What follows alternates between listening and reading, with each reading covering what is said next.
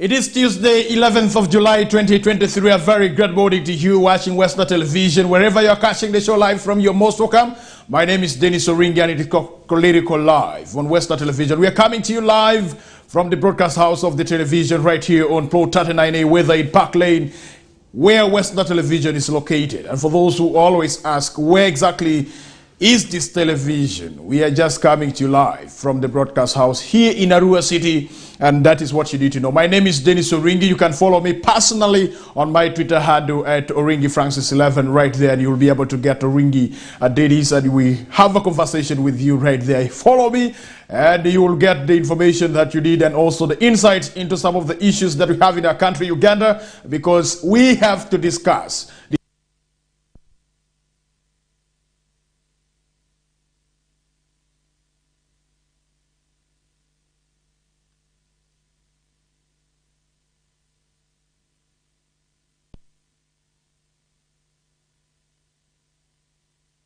live from, and we are coming to live from, that is the Zuku satellite channel 0073 and also Star Times channel 477, not forgetting the YouTube page live right there, and also Facebook page live. And so the four platforms, as I talk right now, we are coming to you live. And allow me to dive into some of the local stories that we have for you this morning. And for those who are not able to, catch up with the Nilecast yesterday evening, this morning I will be able to have some of the stories repeated for you so that you get to understand what are some of the local issues that we have in Western Sub-region. Before diving into some of the issues that we have at the national level, looking at the dailies, the Daily Monitor and the New Vision, what are some of the stories making headlines, I will be able to bring to your attention, not forgetting what we have in the world of sports this morning for you, and that will be later on during the course of the show as I move towards the conclusion of the Tuesday edition of the program, the KOKOLIRIKO Live on Westnile Television. Let's start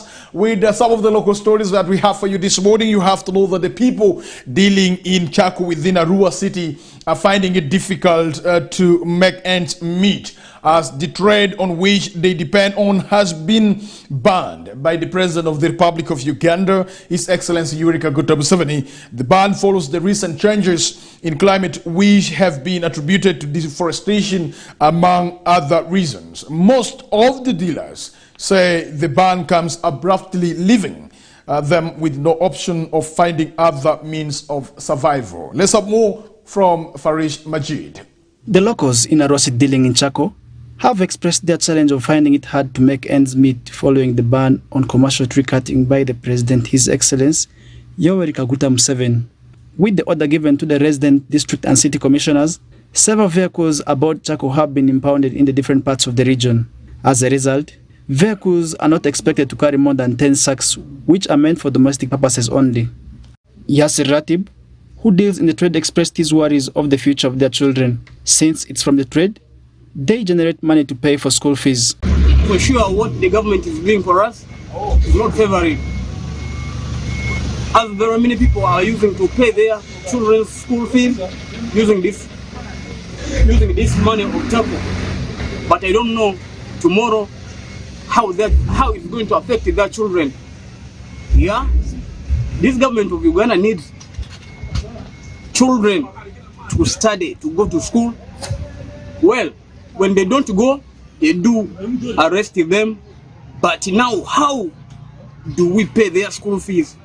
That's the only problem. We know that government is wise, yeah. But in my knowledge nowadays, I think there's some corruption coming up there, which is affecting us today. So, what I need is the government put effort to help us. So what I need is that, yeah, even if we were to be informed, yeah, at least let them know how it will affect us before taking that action. They want to react before getting our views. Now, how do they think that it's going to affect us? Yeah, we know that they have their gases to cook, but maybe they think we also use gases like them. But for sure, we belong we depend in charcoal. So that's all. Meanwhile, Airu Lilian, the acting forest officer for our district, warned the public of the possible dangers of cutting trees. And she also called for sensitization of the masses to instead plant for more trees. Yeah, when the public continues cutting down trees, we are likely to become a desert country very soon. Because I can remember in 2016, before the ban was put, Enyau River had dried up. Just here crossing at Idiofe, it had completely dried up. It was first of its kind. So we experienced a long drought because the trees were cut. The Enyau catchment was really disturbed. But now when we need a lot of sensitization to the community to plant more trees. When you cut one, plant 5. When you cut 5, plant 10. It would help the communities. It will help us. With the ban, charcoal prices have risen up, with a sack now ranging between 65 to 75,000 Ugandan shillings. Farish Majid, Westnile TV Nalkas.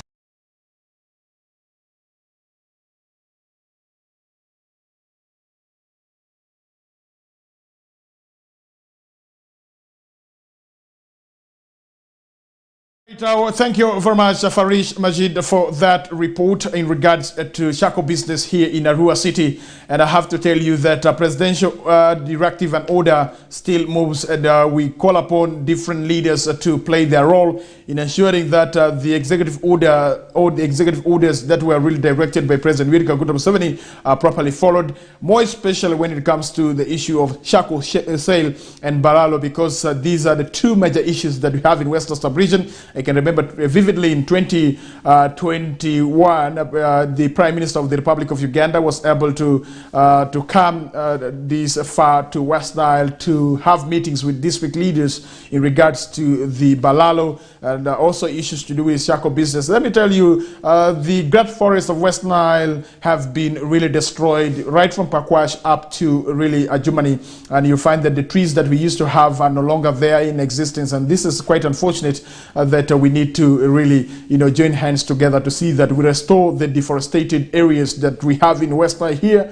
As one person who loved the environment, I would really continue to advocate for restoration of the forest cover that we used to have in Western Sub-region. All our trees have gone to Kampala to cook food for those who have money, and they stay in good houses. Meanwhile, for us who have cut down the trees, we have been left with the bare land, and we are now experiencing the climate change effects, which we have to now adapt to as we provide alternatives to see how we can really recover the lost vegetation cover right there for you. Away from that, let's get to issues to do with land titles and also issues to do with the land boards here in Arua City and Arua District. The controversies between the two entities that we do have here in West Nile. The Ministry of Local Government has directed Arua District land boards to hand over all the 6,000 land application files of residents from Aivu Division and Arua City after the amalgamation of the Aivu County as part of the city. This directive comes after the district register resisted giveaway of the files following several attempts by the city residents to demand for them. Frederick Dramadri reports more on this story.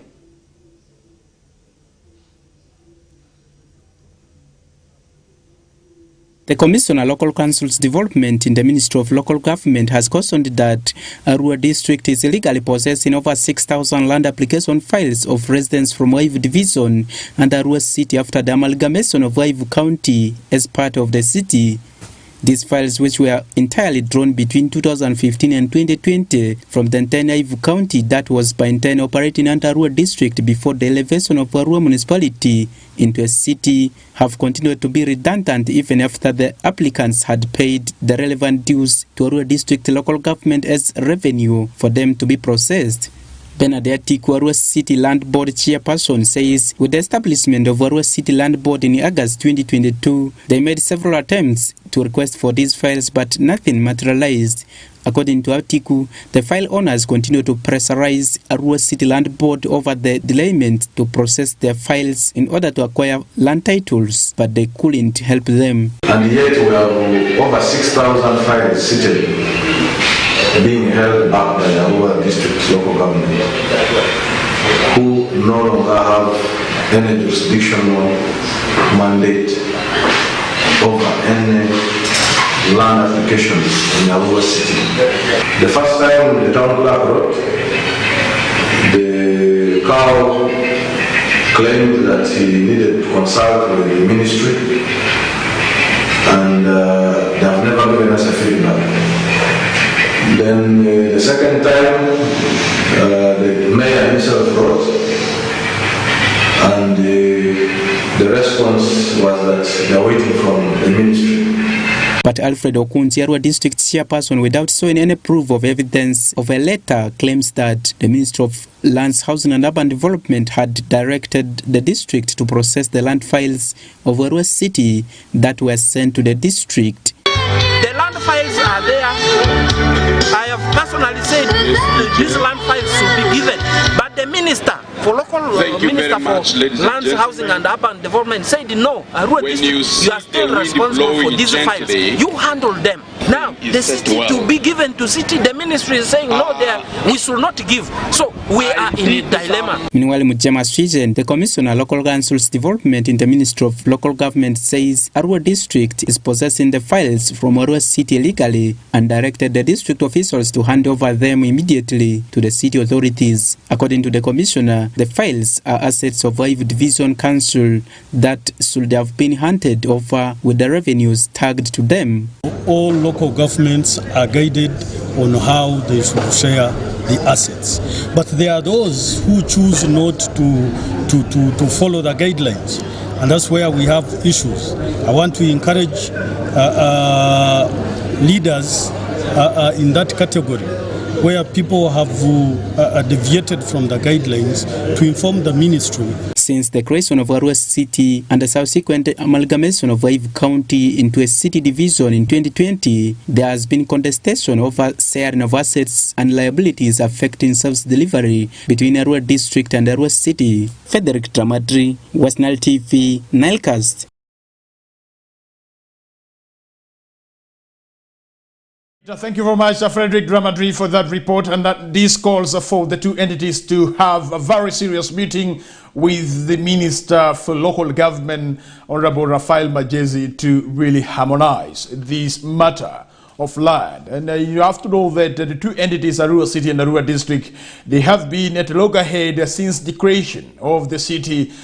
They claim that they do still have their assets here in the city, and I think what is really, making them drag feet here and there is because of the assets, both movable and immovable assets that we do have here in the city. And so the district up to now is still operating in a city instead of going to operate at the other side of the district, and that is the Arua district, the Vura County, when we talk about that, with the 4 sub-counties that we do have right there. Ajia, we have that is Logiri, we have Arivu, and then we do have that is Vura. And so the 4 sub-counties belongs to Arua district. Away from the issues to do with the land matters and issues to do with the land files that the district of Arua does not want to hand over to Arua City. Let's get to Pakwash district, and we talk domestic violence right this morning. Pakwash district has registered 28 domestic violence related cases for the last 2 months. And speaking to our reporter during annual general meeting with parents at Excel College, Pakwash, key stakeholders in attendance stated that the rising reports of domestic violence in the district is due to alcoholism and mistrust among married couples. Alfred Jawoko reports more on this.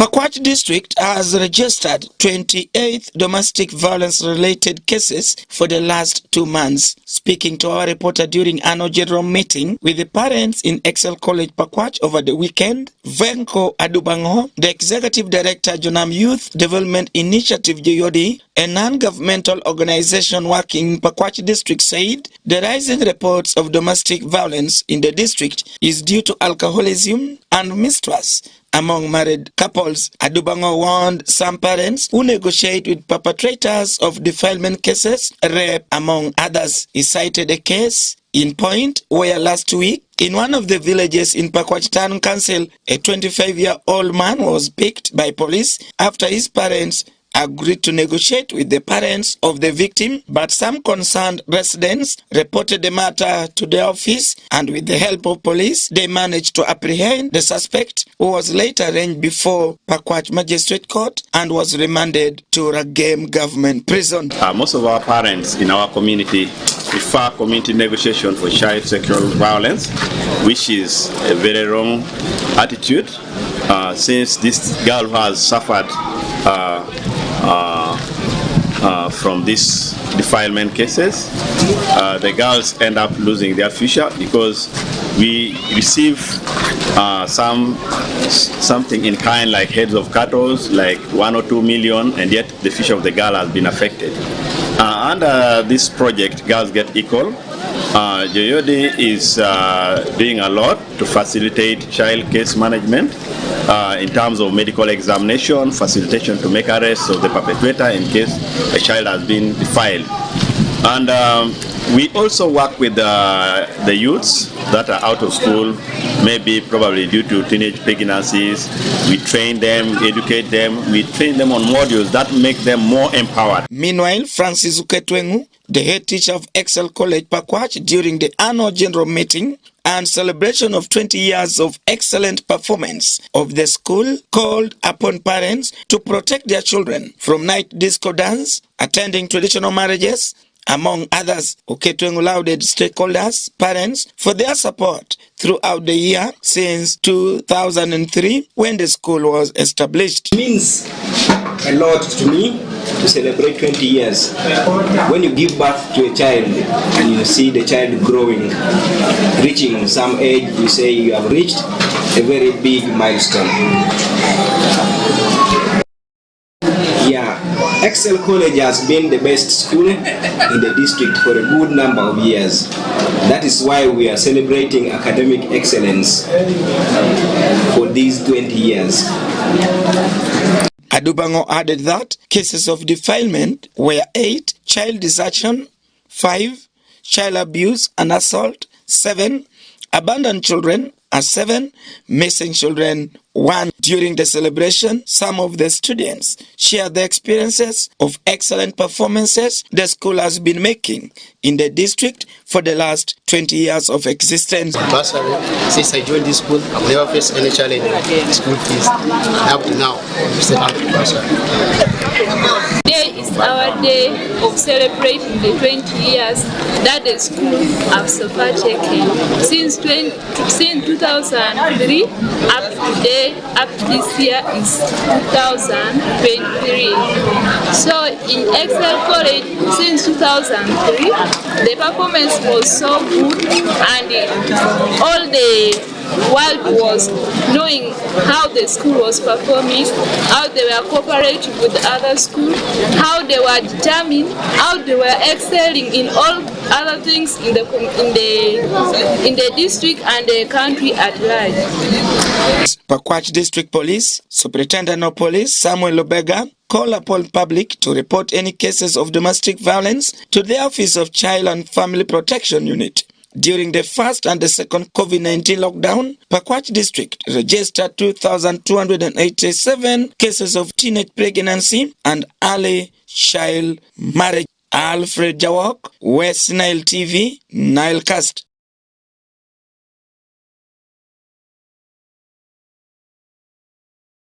Right, thank you very much, Alfred Jawoko, for that report in regards to domestic violence, and these are calls for collective responsibility to see how we can join hands together to harmonize some of these issues of the domestic violence right there. As I did say yesterday, that I still go back to the past, how issues were really handled by our parents.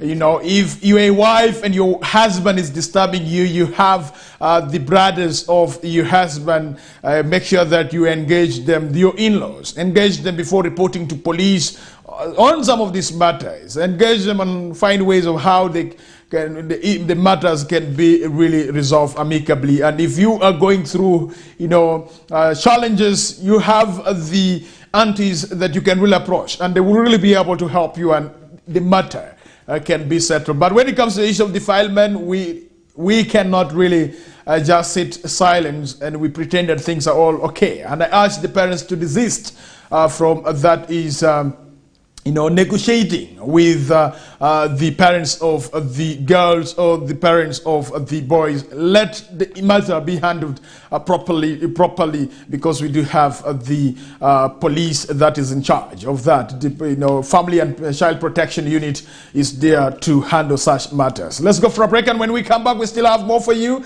as we'll be diving into more of the local stories that we have prepared for you right this morning on Westnile Television. My name is Denis Oringi. It is exactly 8 a.m. right here on Westnile Television. Good morning.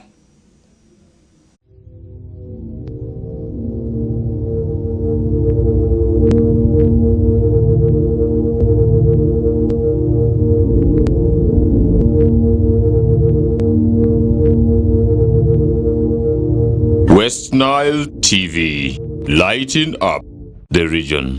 Get more for less on Star Times this Easter season. Cartoon channel for best children entertainment. New global series. Local drama on Makula TV and football all around the world. Simply make weekly or monthly subscription and enjoy upgrade to the next bouquet. For classic or super bouquet customers, subscribe for a month and enjoy 5 days extra. Family time with Star Times. Star Times is regulated by UCC.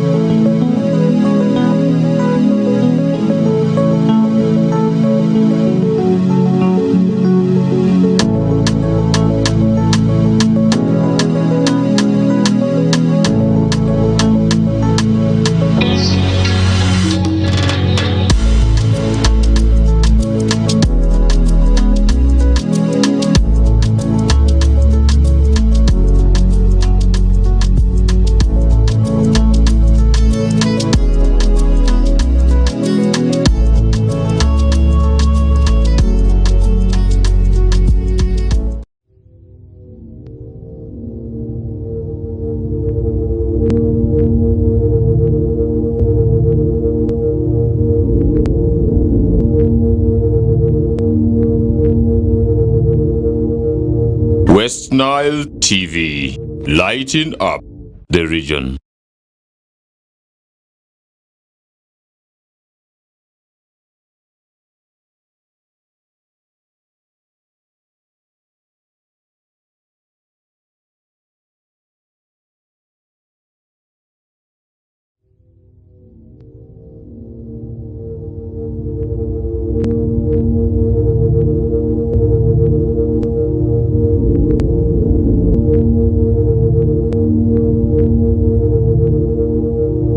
Westnile TV, lighting up the region.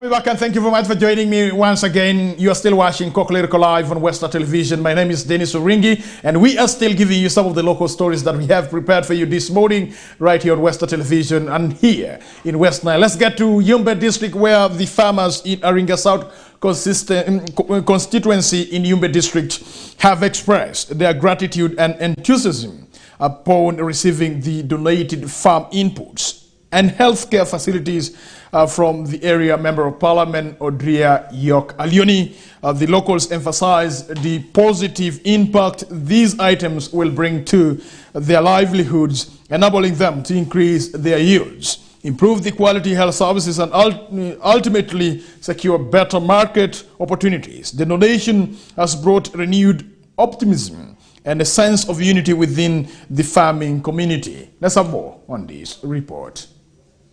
The population of Aringa South in Yumbe district depends majorly on agriculture to keep up their living. To achieve their desired level of production, the area Member of Parliament Odria York Alioni has donated a tractor and tons of maize seeds to the residents. The Minister of Energy Ruth Nankabirwa, who visited the constituency recently, commissioned both the imports and the hospital beds, including mattresses, lobbied by the Member of Parliament.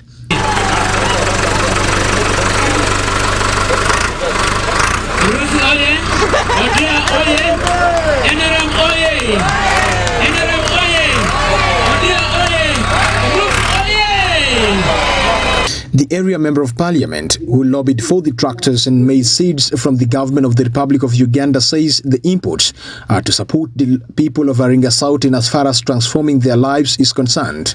The tractor uses my personal networks.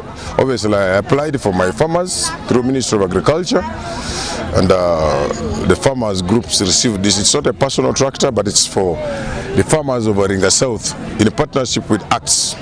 Yeah, about the seed, yeah, I brought maize seed. Maize seed, that's about 2.5 tons. This is going to go to the sub-counties. It's already rainy season and planting season. The LC ones will distribute them to the farmers accordingly. In addressing the critical need for quality healthcare infrastructure in rural areas, the Member of Parliament has stepped forward to support rural communities by donating a significant number of hospital beds, including mattresses. We have 10 health centers in Aringa South. I secured 10 beds, and these are specifically for women who will give birth and all that, because I have experience, I know what they go through. So for now, each health center is going to receive a hospital bed together with a special mattress which is covered with the carpet, plus extra mattresses from my own sources.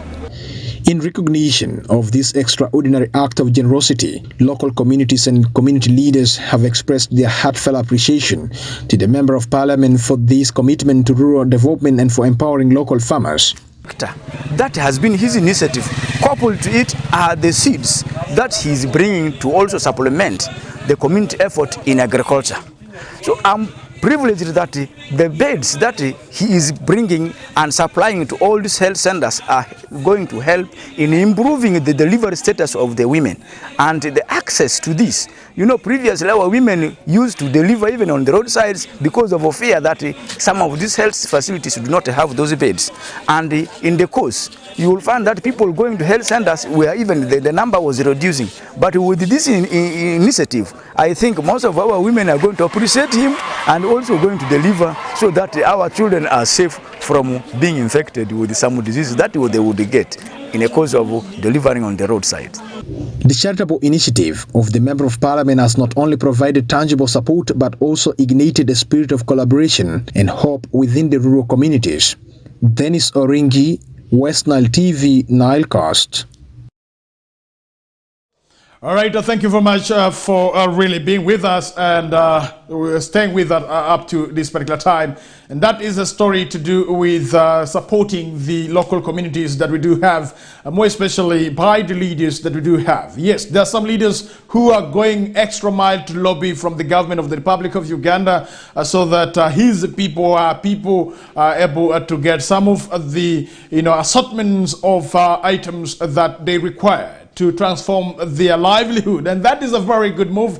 Apart from maybe the plan by the government, it's not easy for government of the Republic of Uganda to donate a tractor to a constituency or to a community if the leader is not really, good in lobbying. And this requires lobbying. And so the Honorable Member of Parliament for Aringa South constituency, that is the Honorable Alioni York Odria, one of the controversial members of Parliament that we have from Westnile sub-region. He has been known in this country for being controversial. And I have been told that during the 10 days at Shamkwasi, he was one of those who would really speak straight to the power and tell those ministers what they need to know in regards to service delivery, in this part of the region called West Nile. And I have been told that he was able to inform the Minister of Trade about the mango fruit factories that we do have in Yumbe district that is not really producing what it is supposed to produce. And he spoke this direct to the President of the Republic of Uganda, that President Yoweri Kaguta Museveni take time and go to Yumbe mango fruit factory. And you have to know that President Yoweri Kaguta Museveni was able to commission that fruit factory right there. But after his commissioning, I think little has been really achieved from the fruit factory. Currently, as I talk right now, they have completed the construction of the perimeter wall fence of the fruit factory. The installation of the machines have all been done even before the commissioning by the President of the Republic of Uganda. Now, what awaits to be witnessed by the members of the public, the products that should be coming out of the mango fruit factory right there for you. And I believe that the tractor that has been lobbied by the area member of Parliament for the people of Aringa South constituency will be able to contribute a great deal towards the agricultural mechanization in the area right there, together with the maize seeds. I love the fact that currently the constituency is receiving some rain, and the people should really be able to use the maize seed properly. They shouldn't really wash the maize seeds and then they really make it for anyoya and also fried as barenge, but they have to take the maize seeds to the garden as it is intended to be planted, as it has been alluded to by the area member of Parliament. So we do appreciate him, and also appreciate other members of Parliament for their generosity towards the livelihood of the people that they represent at different levels that we do have here in our country, Uganda.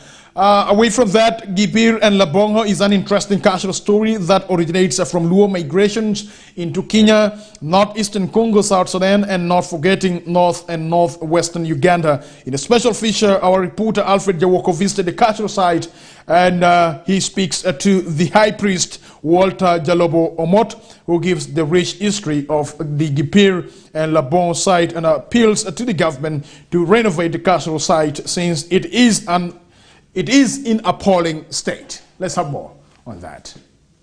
Gipir and Labongo is an interesting cultural story that originates from Luo migrations into Kenya, northeastern Congo, South Sudan, and not forgetting north and northwestern Uganda. The high priest Wanglei in Pakwach Town Council, Pakwach district, where Gipir and Labongo separated in 1427, Walter Jalobomot has renewed his calls to government to renovate the cultural site since it is in appalling state. Speaking to our reporter over the weekend, Jalobo said government had forgotten the site despite several calls by both cultural and elected leaders in the district. According to Jalobo, on average he receives over 5 to 7 visitors at Wanglei cultural site to learn more stories of Gipir and Labongo. So this place is very important to us, we Luo Nilotics, because Gipir and Labongo, they have separated here. Gipir and Labongo, they were brothers.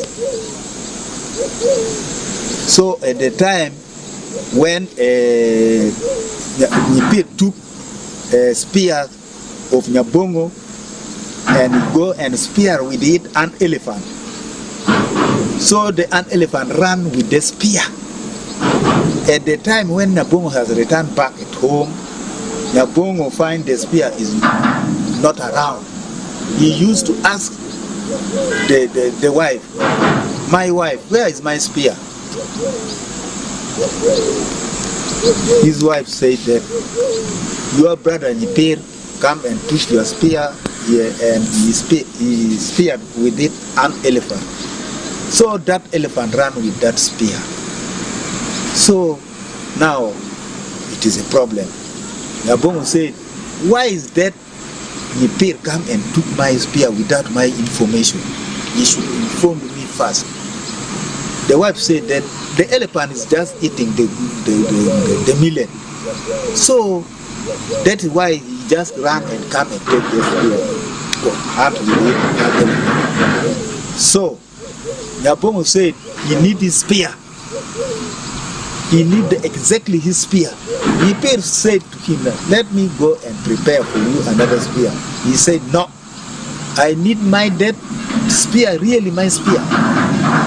He now wants the government to consider putting up modern structures to keep historical items like an X, which appears once during performing rituals on 18th February annually. I appeal to the government.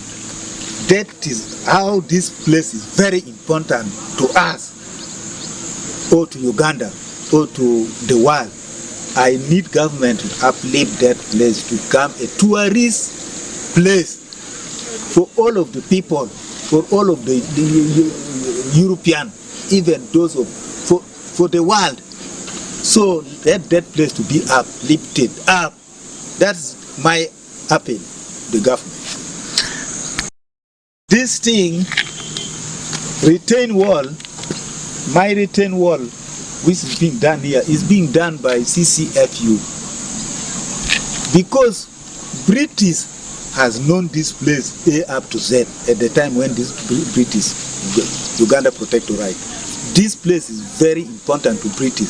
That's why when we supply that, the other trees, that trees, big trees, like to even here. The other trees, so the water is going to be swept this thing all. So how can you help us? What, those of CCFU, they heard us, they heard our voice, they come and build this retain wall. This is being built by CCFU, those cultural foundation of Uganda. So when they build this thing, we are even helping to them. And I request let God give them abundance. Because all these trees, if it were not to be, built like this, all of these trees would be swept by water. Geper loved the beads the old woman had given him. They symbolized his endurance and kindness of humanity. Labongo's last born and favorite child, a toddler daughter, was among them and started playing with the one bead like all toddlers do. She put it into her mouth and accidentally swallowed it. One of the other children saw her doing this and called out to Geper, telling her she had swallowed one of his beads. Geper, still filled with bitterness about what his brother had done, saw his chance for revenge. Labongo pleaded for his brother to consider for hours, but Geper reminded him of how Labongo had flippantly doomed his life by sending him into the jungle for the spear and remained obstinate. He needed his bead at that right moment, and Labongo had nothing to do but to give up his daughter to be cut up, and they retrieved Geper's bead. It was finally retrieved, but the clan was never the same again. Labongo could not stand living with his brother, and the grief of losing his precious daughter was too much. They decided to part ways, and they buried an ex at a place presently called Wanglei in Pakwach on the shores of the Nile. Yes, this is the untold story of Labongo and Geper. This is where they separated. 1427 on 18th Feb. So the story of Labongo and Geper attracts many people in the world. This is the site, Alfred Jawok, Westnile TV, Ninecast. Alfred Jawoko, for that report that you have given us in regards to refurbishing the Wanglei casual site that is located at the shore of River Nile in Pakwach, and for those who might be finding it very hard for them to locate where it is exactly located, you have to know that before getting on the Pakwach bridge, just turn to your left and you just see a army detached. Just move a bit inside of the army detached, and you'll be able to get that particular spot of Wanglei. And the high priest is always there to explain for you. And for those who would love to be one of the local, tourists that we do have in this region in our country, Uganda, you can take your time. Once in a while, it is important that you should be able to trace and find out where this particular spot is. It's quite unfortunate that we have the students from West Nile that they cross, Albert Nile from Pakwash. They go for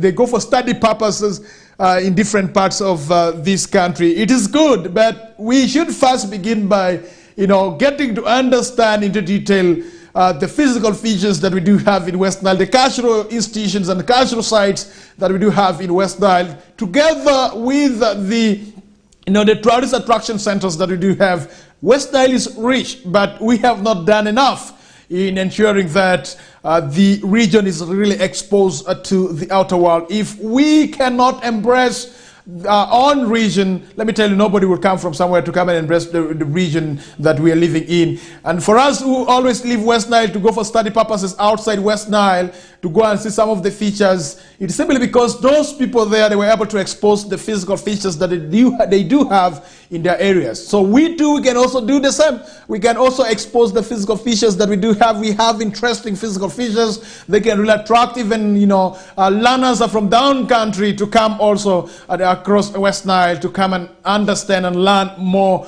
from this unique region that its name is only in English out of the regions that we have in Uganda. And West Nile is a very unique sub-region that we do have in our country, Uganda. It is a sub-region with very many tribes. And the tribes we have here, it is hard for one to understand one another in terms of local languages that are being spoken. And for your information, are you aware that the Alur-speaking people don't understand the language being spoken by the Lugwara people? And the Lugwara people, some of them do not understand the language spoken by Alur people. But all of them, they stay in one sub-region. You understand? And also, the people who speak Kakwa, they cannot understand the language spoken by Alur people.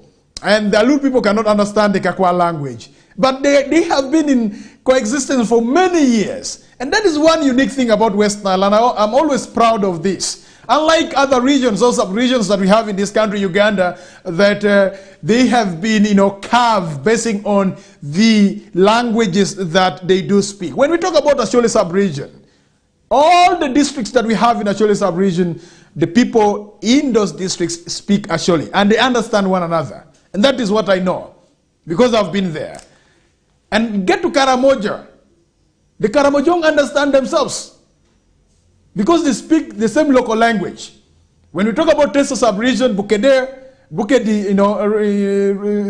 sub-region, they speak the same language and they understand themselves, the Itesot.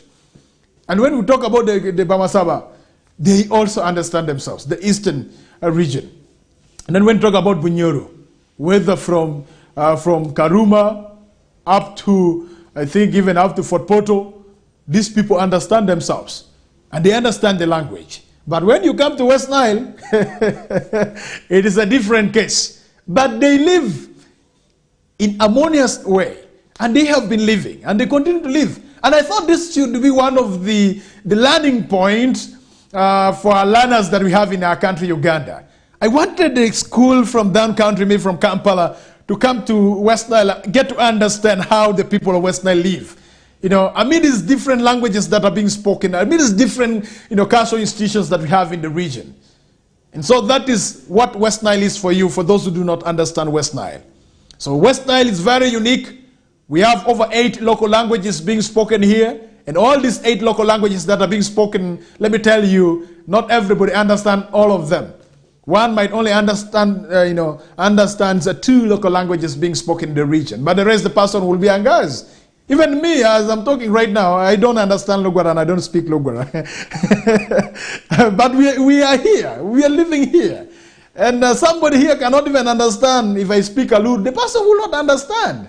But we live here. And that's one of the unique things I always, treasure most. And that is where I always value myself as a human person, and I value human beings, that human beings are very unique. They are not like any other animals, that we coexist even if we don't understand ourselves. Thanks to the missionaries and explorers who brought in the foreign language called English, that has really helped also a lot. And are you aware that even if we don't understand ourselves, but at least we are doing intermarriage, you understand? And that is the beauty of being human beings. And why can't we continue to treasure that? That even if we don't understand the languages that we speak, but we are able to coexist and stay together and move things together. And for those who have been saying that the leaders of West Nile are not united and they cannot push for a common agenda, one of the factors that is really disturbing the leaders is this aspect of common language to be spoken during maybe a meeting. Unlike the Asholi, that they speak one language when they're for their meeting. Unlike the Banyoro, they speak one language when they're for their meeting. Unlike the Bagandas, who speak one language when they're for their meeting.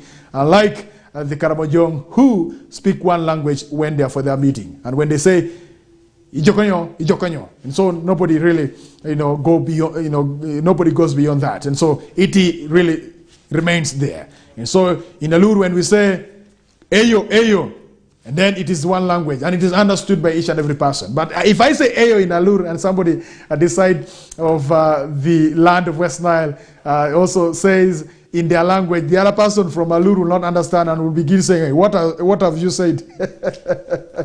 Before I move to the Martin, sawa na kosawa rio kunaiga piruwa ngwen itie kani neno Westnile Television yingati Oringi Denis afoyo sawa cheke duango itie kani ngeyo lemba ongo mutie kani timire igon ngoma tungtung manawo keliri wiye ma utie kani kadhi lemba ngeya ma tungtung ento wikuru wilia ya kasawa ni romo wabibiri ukari mikeliri lemba ngeya kudugalur wabibiri ukari minyutiri lemba ongo mutie kani timire igon ngoma Uganda ma tungtung ento wadu wako for force di road mungu ya utie kani gwako wapodasu kari ne ya watie kani kadhi peko ma tungtung road mungu wekuango eno wadu wako for force ire in mai tikiri neno Westnile Television kabiri tung mai tikiri neno wakurie afoyo makwe medrasu kiri neno television ma eni ma wanwangre iya ruwa kaka nyingati Oringi Denis abibiri ukara minyutiri lemba ngomo nutie kani timire ikaratasi pinini batini karatasi mi New Vision karashela kumi Daily Monitor wiye pira texana niyo makibiri ukara minyo lemba ngomo tie kani timire ngome Uganda karibiri ukare minyang kita magamente utie kani tiyo ko kude karashela kudhano magitie i ngome Uganda ga keni ni dana matika na kete machuli amira tinkar mane foi pinino matin ngeoni ya jemo ntika wat mabe dana matika na gulu dana matika na amoro kikabiri ma pat atamani jimne wengtika wat mabe kitumbore kenyo man any Westnile Television program magil woni KOKOLIRIKO program isho bikutiko mabino bori yappe cheng baraja we shia beach yappe chawa shell mikutiko we chawa deck mikugwano mawabiri kar minyuti ngoma notika time yamo man any pa Westnile Television wachere ywe wanok kawadugo wabiri kar minano ngoma notika time gajeti pinino matin gajeti mi Daily Monitor kachel gajeti mi New Vision man any kate ki yamo pa Westnile Television mo nongi ya ruwa kany kay mira timo biachara kedwa mira wachini iromberi kare bitiyu ki namba manotika scrolling screen mamigi karomberi kare minano ngoma manotika time. Let's go for a break, and when we come back we still have more for you. We shall be able to dive into what we have in the dailies today, the Daily Monitor and the New Vision. What are some of the stories making headlines in our country Uganda? It is very important for you to understand how government is really running its activities and how human beings that are under this government are also behaving, these and more in the dailies that we do have for you this morning. Good morning. Let's go for a break.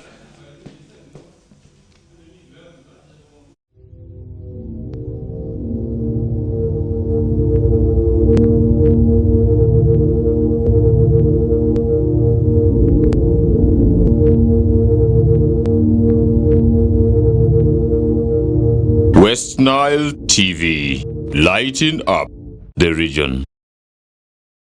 Get more for less on Star Times this Easter season. Cartoon channel for best children entertainment. New global series. Local drama on Makula TV and football all around the world. Simply make weekly or monthly subscription and enjoy upgrade to the next bouquet. For classic or super bouquet customers, subscribe for a month and enjoy 5 days extra. Family time with Star Times. Star Times is regulated by UCC.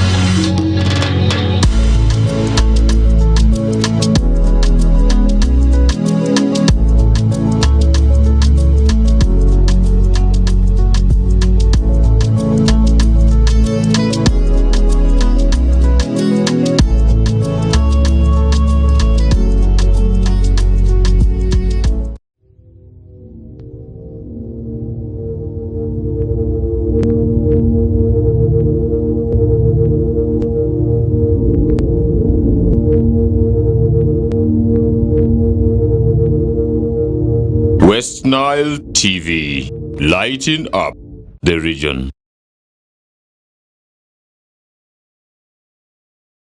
All right, we'll be back. You have to know that 29 minutes past over 8 a.m. right on Western Television. Let us dive into some of the stories that we have in the dailies this morning, the Daily Monitor and the New Vision. And let's start with the Daily Monitor. You have to know that Ponye rescued government during COVID lockdown, says Dr. Ruakana Rugunda, the former premier of the Republic of Uganda, who is now the special envoy to the President of the Republic of Uganda, His Excellency Yoweri Kaguta Museveni, right there. Afonye was born in Muhanga Town Council, Rukiga district, where he grew up and started engaging in business in the early 80s.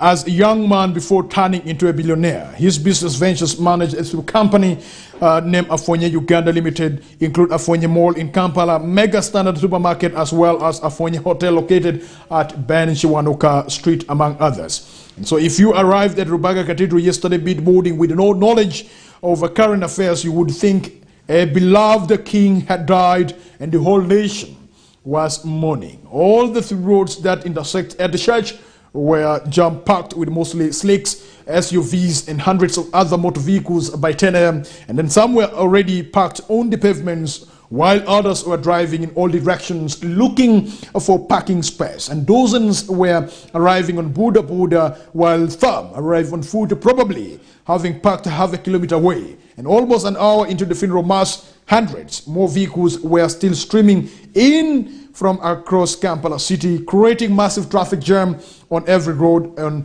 a 500-meter radius from the church right there. And so the people were there to say goodbyes to, that is the businessman, Apollo Nyengemehe, aka Afonye, and many more were still arriving. And the church, you had dozens of street vendors were selling key holders and posters with images of the deceased gentleman, in a way communicating that this was a date to remember. And inside the large church, every seat was taken up. And I am trying to describe for you what exactly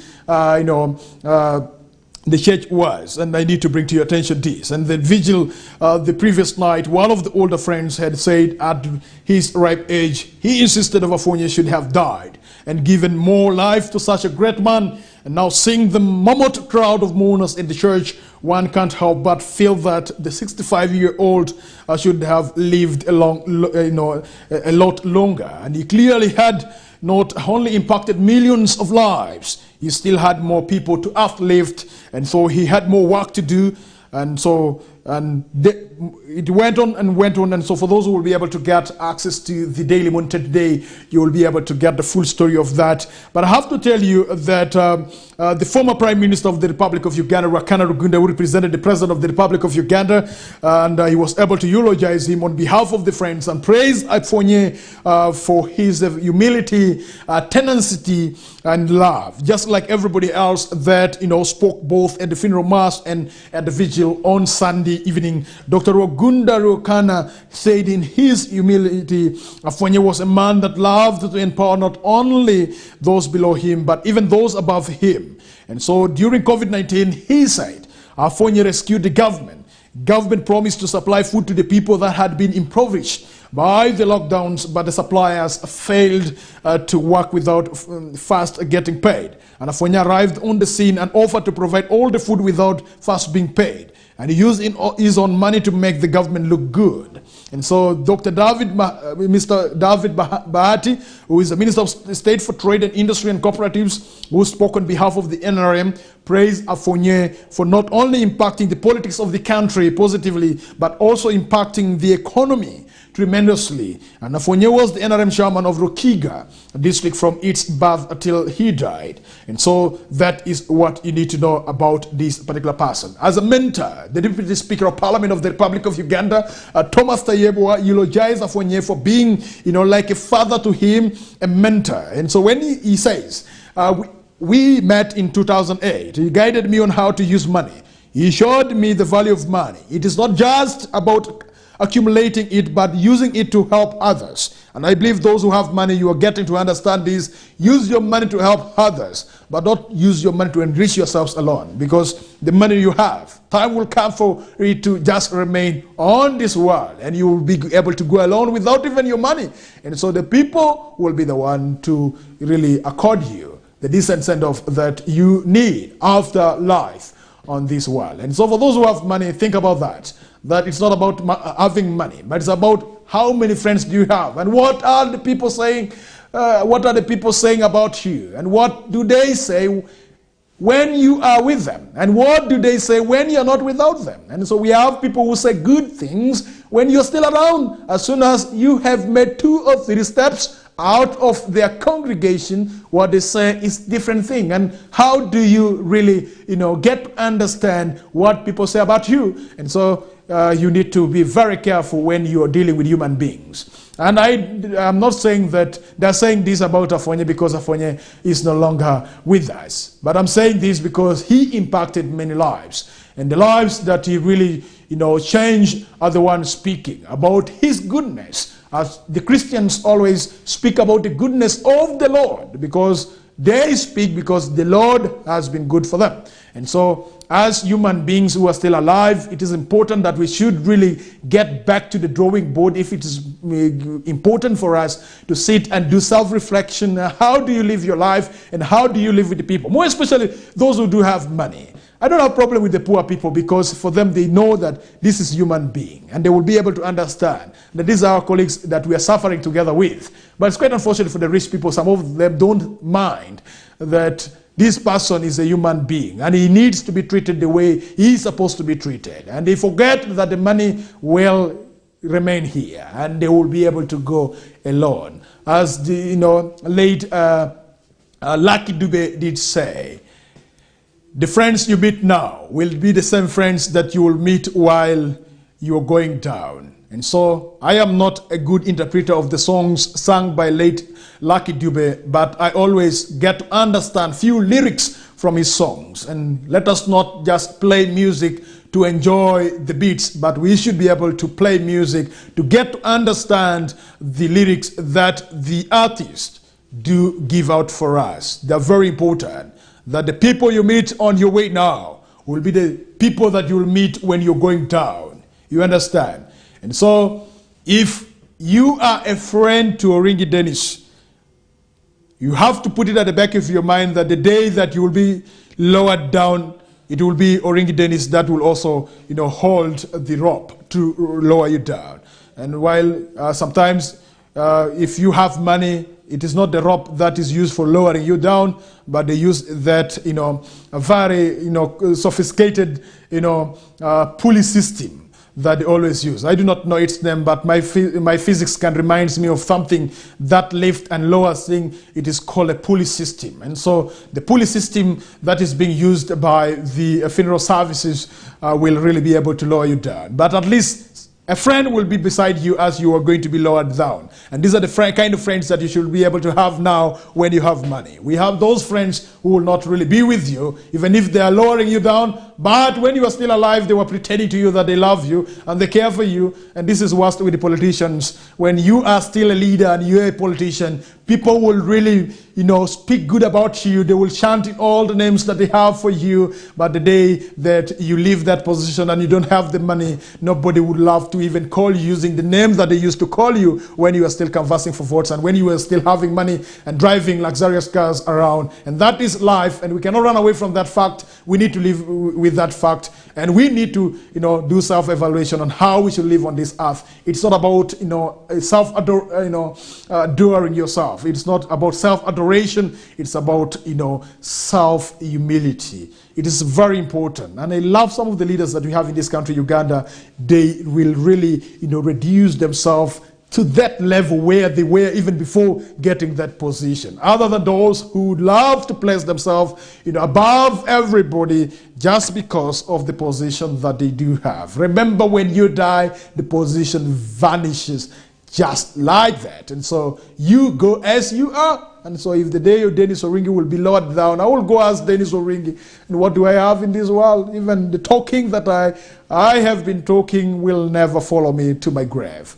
And it will be the people who will be saying that the man has gone.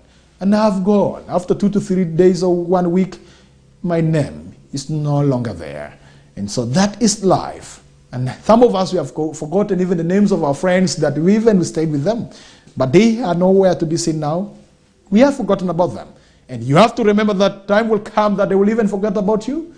Even if you have had monies in this world, maybe if you have investments that stand stalls, people can really still attach you to the investment that you have left behind. And for some of us who will leave behind children, they will say, he has left his child or he has left his children behind. And that is also a great investment. Are you aware that children are also investment? As the Chinese man says, that if you want to, invest for 100 years, invest in human beings. Have human beings pay their school fees, and you will be able to live that life. All right, let's get to more stories we have for you this morning. I brought this Afonye's story purposely to let you know the person who served the country from the issues caused by COVID-19. Food was a very big issue during COVID-19. Christians want Luero Bishop-elect reinstated is the story that you need to know, that the Christians of Luero, they want the Bishop-elect reinstated. And they have really stood on the ground and they say, we want the Bishop-elect reinstated. Good enough that yesterday when the Archbishop of the Church of Uganda, Right Reverend Dr. Stephen Kazimba Mugalu, on his way back to Kampala, he was able to branch to Luero Diocese to check on the staff of the diocese, and he was able to pray with them before proceeding to Kampala. And he has called for calm among the Christians of Luero, saying that all is being done to see that the right procedures and policies are really properly followed in reinstating or in electing the bishop, reinstating him and also consecrating him and enthroning him to be the bishop of Luero Diocese. Uganda Airlines makes 240 million Ugandan shillings from transporting dead bodies, and that means that there are very many Ugandans who are dying out of the country, and those foreigners who are dying within the country, Uganda, that their bodies are being transported outside. And so Uganda Airlines has made that is 240, from transporting dead bodies is what you need to know. That Iran's president to visit Uganda, Kenya, and Zimbabwe is what you need to know. That the Iran's president to visit Uganda, Kenya, and Zimbabwe. This is a very, very interesting story. And Iranian President Ibrahim, that is Raisi, will embark Tuesday on a rare Africa tour in the latest diplomatic efforts to reduce the Islamic Republic's isolation by forging new alliances. The 3-day trip, which includes that is Kenya, Uganda, and Zimbabwe, will be the first by an Iranian Iranian president to Africa in 11 years. Raisi will head a delegation that includes Iran's foreign minister as well as senior business people. He is scheduled to meet with presidents from the 3 countries, according to the official IRNA news agency right there. And then on Monday yesterday, Iran's foreign ministry spokesman Nasser Kanani described the trip as a new turning point which could bolster economic and trade ties with African nations. He also said the rapprochement is based on common political views between Tehran and the 3 African countries. Iran has stepped up its diplomacy in recent months to reduce its isolation and offset the impact of crippling sanctions reimposed since the 2018 withdrawal of the United States from the painstakingly negotiated nuclear deal. On Saturday, Raisi welcomed Algerian Foreign Minister that Ahmed Attaf in a bid to boost relations with Algiers. And so last week, the Islamic Republic became a member of the Shanghai Cooperation Organization, which includes Russia, China, and India. In March, Iran agreed to restore ties with its regional rival Saudi Arabia under a China-mediated deal. It has since been looking to re-establish ties with other countries in the region, including Egypt and Morocco. And then in June, Raisi set out that is what he called the Latin America tour that included Venezuela, Chicago, and Cuba before a trip to Indonesia is what you need to know right there for you. And so What else do you need to know right this morning? You have to know that Total Energies East African oil projects a disaster for Ugandans, and that is according to you. That is a Human Rights Watch right there for you, saying that 5 Ugandan and French aid groups as well as 26 Ugandans sued Total Energies in Paris last month for preparations of alleged human rights violations at 2 of its mega projects in the country, including the East African crude oil project that currently is ongoing between Uganda and Tanzania. And Human Rights Watch on Monday urged a halt to a major East African oil project led by French giant Total Energies, warning of their consequences for the environment and local communities. Total Energies and the China National Offshore Oil Corporation signed a $10 billion agreement last year to develop Ugandan oil fields and ship the crude through 1,447 kilometers, that is 900 miles, pipeline to Tanzania's Indian Ocean port of Tanga. The East African crude oil pipeline has run into strong opposition from rights activists and environmental groups and faced legal action in France and criticism in the European Parliament.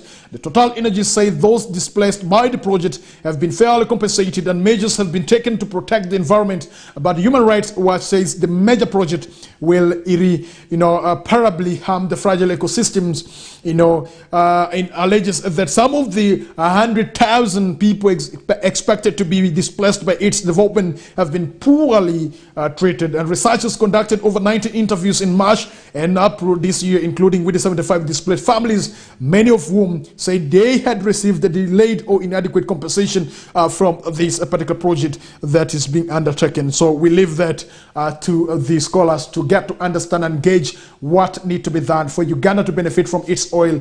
Should Uganda proceed with the installation of the crude oil pipelines that is currently ongoing between the shore of the Albert, between the shore of the Lake Albert and the Tanga that is at the shore of the Indian Ocean that is in Tanzania right there. And so that is what you need to know. 9 Fiat dead as canoe capsized on River Nile is what you need to know. Then Bukadea arrested District Commissioner, DPC arrested over LC5 election mess in Bukadea. Remember President Yoweri Museveni last week, but one was able to issue a statement and ordering the head of the State House Anti-Corruption Unit to investigate what exactly happened at Bukadea during the LC5 by-election. And as I talk right now, over 5 people have so far been arrested, and these are highly placed men in that district in regards to the mess that took place during the Bukadea LC5 by-election right there. For your information, if you think that President Yoweri Museveni is somebody who does not know what happens in your area, let me tell you, President Yoweri Museveni is now a no-nonsense president that we have in this country, Uganda.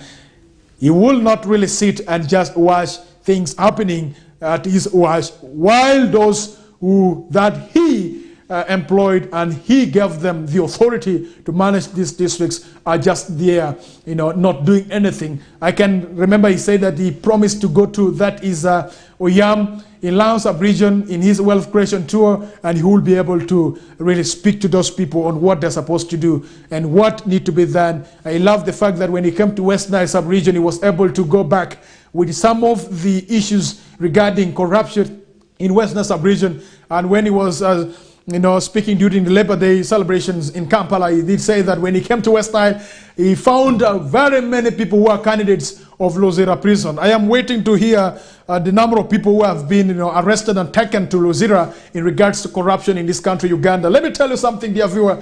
If we don't join hands together to fight corruption, the corruption in the country will continue to eat us up. And the people who will suffer from this are the poor people like you and I.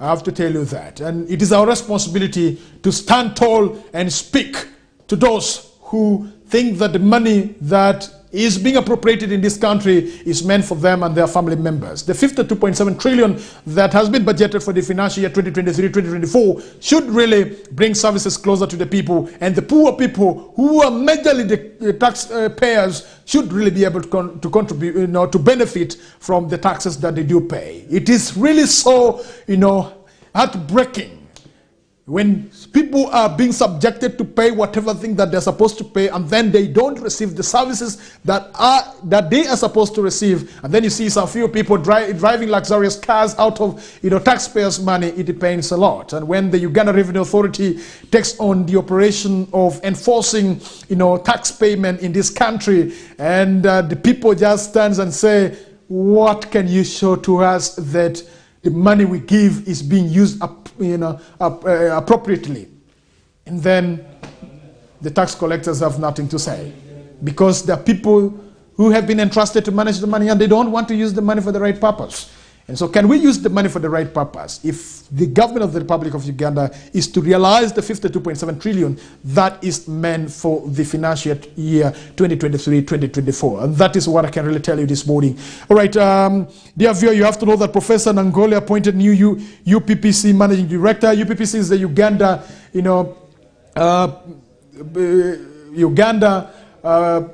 publication that is commission that prints government documents. You have to know that the UPPC has been having issues that really, tantamounted to even sacking of some of those that have been managing this UPPC. So I believe that with the appointment of Professor Nangoli as the managing director of the UPPC, this will really serve a great deal of reviving the UPPC in regards to the printing of the Uganda's documents and papers right there.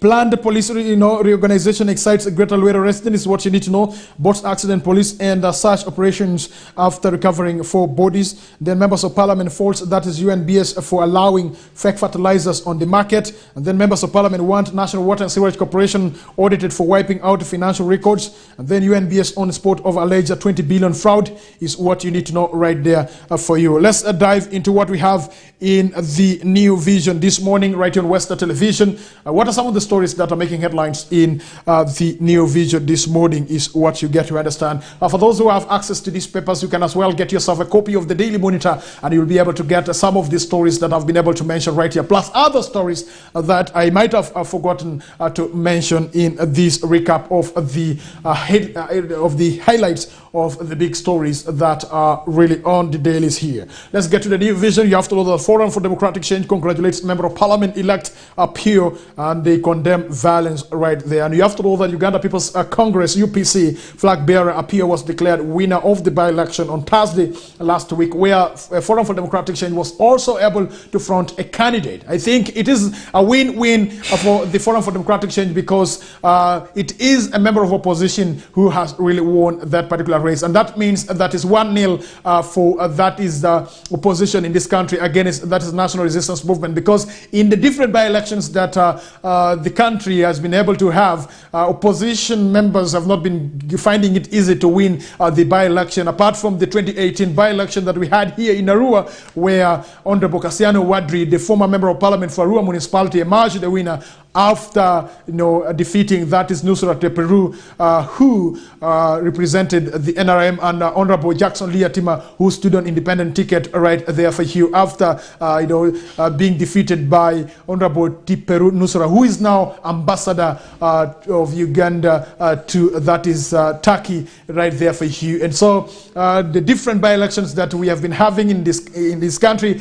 after the 2018 by-election in Arua municipality, NRM has been winning the by-election. But this time around, Uganda People's Congress, the stronghold of the Uganda People's Congress, that is the Lao sub-region, they have been really, doing a lot in challenging the National Resistance Movement in regards to the by-election that we have just had recently. And President Yoweri Kaguta Museveni came out openly to appreciate and congratulate the newly elected, member of parliament to replace that is the slain member of parliament for Yam North, that is late Charles Engola, right there for you. All right, African Anti-Corruption Day is today, is what you need to know. That 11th of July is the African Anti-Corruption Day, and you have to know that the Action Aid Uganda, together with other partners, have organized to award those that have been standing tall to fight corruption in this country, and I do not know whether some names we have from West Nile,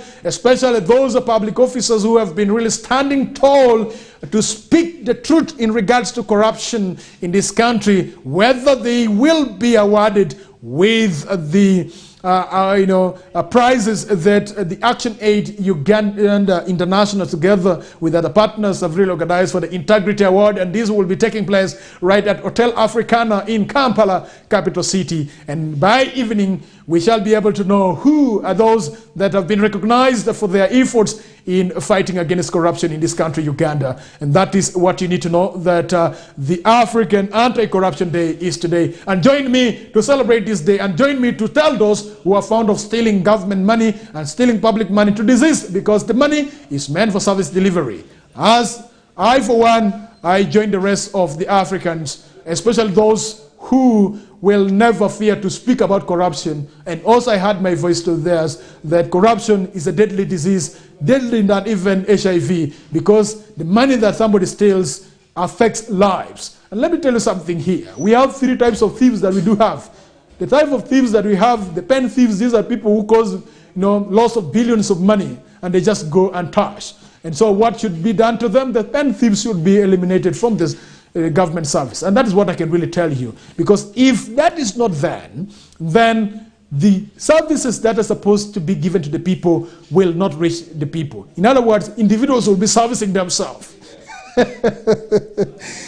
And so, happy African Anti-Corruption Day, and we wish all the organizations well in organizing this day. Security intensifies patrols along Uganda rear ungazetted border crossing is what you need to know, and then suspend government program else supervise need the party is what you need to know. I believe in General Muhoozi political ideology, and this is one of the National Unity Platform Member of Parliament, Luanga, is saying right there. Luanga also contended that no law in Uganda stops him from meeting anyone he wants, or any member of that is other political parties is what you need to know. Ministry clears 2 laboratories for DNA test. Not all the laboratories that we have in this country should be able to conduct a DNA test. Only 2 laboratories we have in this country have been cleared by Ministry of Health to conduct DNA tests. And you have to know that the story of DNA tests has taken Ugandans by surprise, and each and every person now wants to run for DNA tests and wants to find out whether the children that he is really taking care of are his children, or they are children belonging to somebody else. And so we have been told to report accurately when it comes to reporting DNA test results that are being released by some of the laboratories right there. Shortage of neurosurgeons bites as head injuries rise here in our country, Uganda. And so as more people continue to get involved in accidents, the neurosurgeons who are supposed to help in the operation during the injuries that have been got by these accident victims is really affecting the work of these people. Now let's get to the world news. You have to know that funny old world weeks of beat news is what you need to know, that there are some persons that we have in this country in the good old days. If you wanted to get ahead among the cognac of Indians for Northeast, you look for an enemy's head. But now tribal elders complain that the young are going soft is what you need to know right there. You can read more in the New Vision for today. And then 40 Al-Shabaab militants are killed by troops in southern Somalia is what you need to know, that the Somalia's defense minister Abu Bakr, that is Mohammed Noor, said the latest onslaught by joint forces managed to neutralize the Al-Shabaab militants who were reorganizing in readiness for an attack against a soft target is what you have to know. Proof humans reshaped the wild chickens is what you need to know right there for you. And then the modern broiler chicken's origins are in the jungles of Southeast Asia, where its forebear, the red jungle fowl, was first domesticated some 800 years ago, is what you need to know right there for you. All right, dear viewer, you have to know that with this we have come to the end of the KOKOLIRIKO Show right here on Westnile Television. It is already 10 minutes to the top of the hour of 9 a.m. right here on Westnile Television. Catch me again tomorrow for other news that you need to know, and also the same program, the KOKOLIRIKO Live on Westnile Television. My name is Dennis Oringi. Have the best of your morning. Good morning.